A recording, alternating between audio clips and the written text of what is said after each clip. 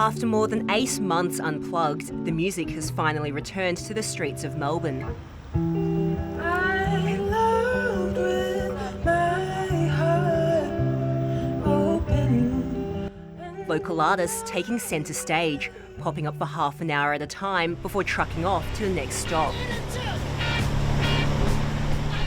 Channeling an iconic moment in rock and roll history.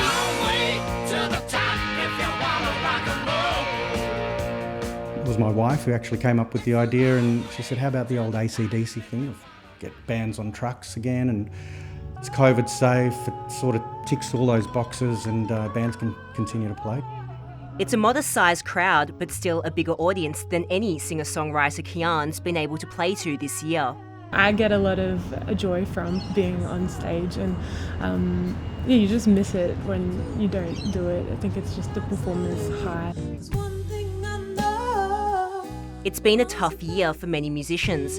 Kee'ahnn released her debut single just before Victoria's second wave. With any chance of touring off the table, she's working in Indigenous recruitment to help her get through. Now we're coming out of it, everything's kind of getting really busy, which is great. Everyone in the music industry, whatever their role might be, has been forced to innovate, think of unique ideas to keep their businesses going. At stop number 2, there's a ready-made but grateful audience.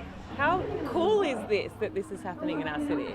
This is amazing. Yeah, it's so good to see any form of live music in Melbourne again.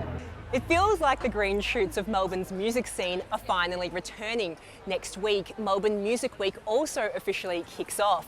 The problem is what happens outdoors is vastly different to what happens indoors, where music venues are strictly capped to the number of people they're allowed to have inside.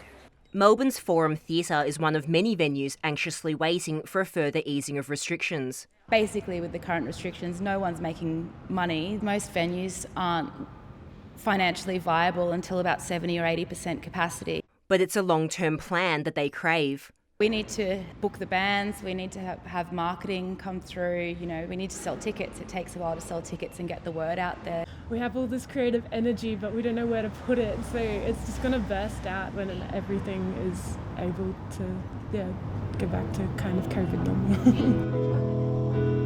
It's a hope for a brighter summer. Leanne, Wong, ABC News, Melbourne.